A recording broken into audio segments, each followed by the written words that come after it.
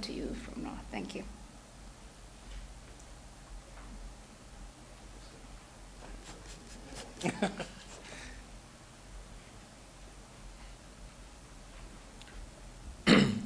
Thank you, Joki.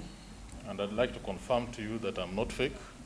I'm as real as they come.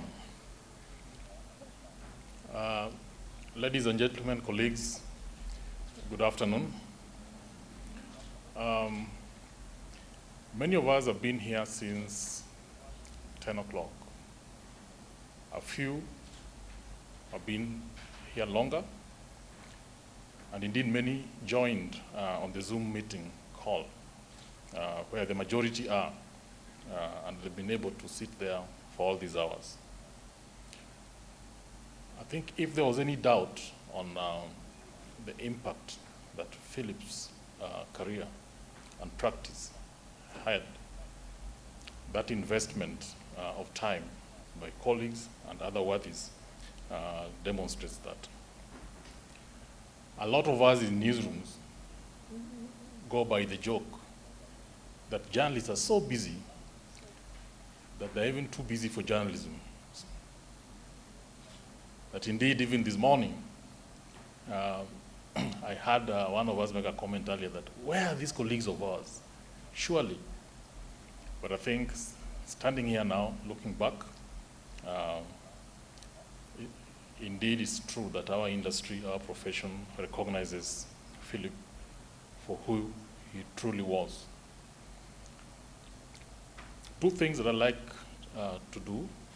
One is just to announce how the Guild is going to memorize, Philip in history. And two is to allow my colleague in the council, Linda Batch, the council member representing print, to come and read the official tribute that the Guild has put together. But as we do that, I think there are many lessons that we all see in Philip's practice and life.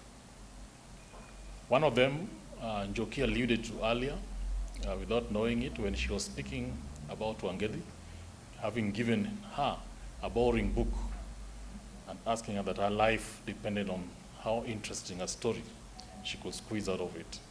And I think that there goes a summary of what our duty, our responsibility as journalists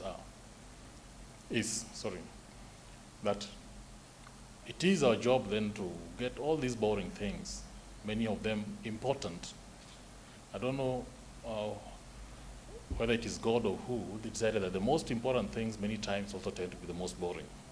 But then it becomes our duty to turn those boring things into stories worthy of interest from our readers. So as we remember Philip,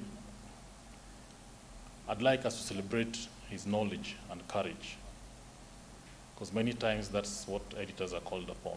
Because at the end of the day, editing is about making judgment calls, making decisions, many of which are never popular, and many of which you make in a very, very lonely stage. Allow me that we should celebrate his service, his commitment, and his loyalty to journalism. Because if there was just one thing Philip was loyal to, indeed, it was journalism. Allow me to celebrate his willingness to mentor,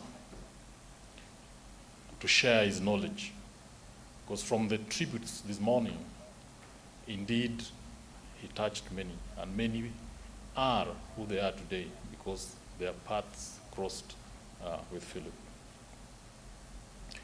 We all have been shown his presence of mind,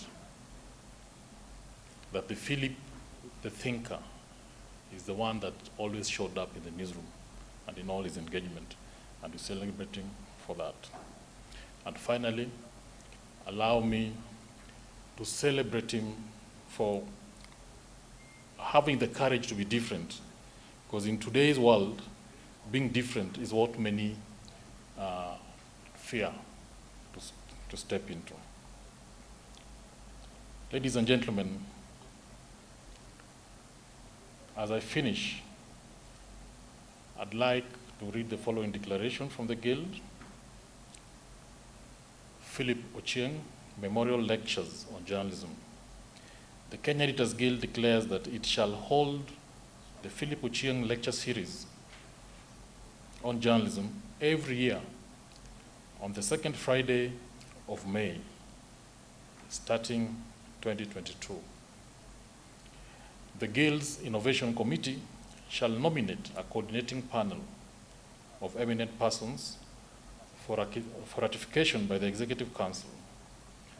The coordinating panel shall then identify speakers guided by the need to promote excellence in journalism and to celebrate freedom of thought in a diverse Kenya.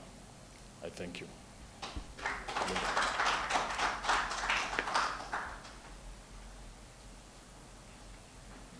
Good afternoon. Sorry.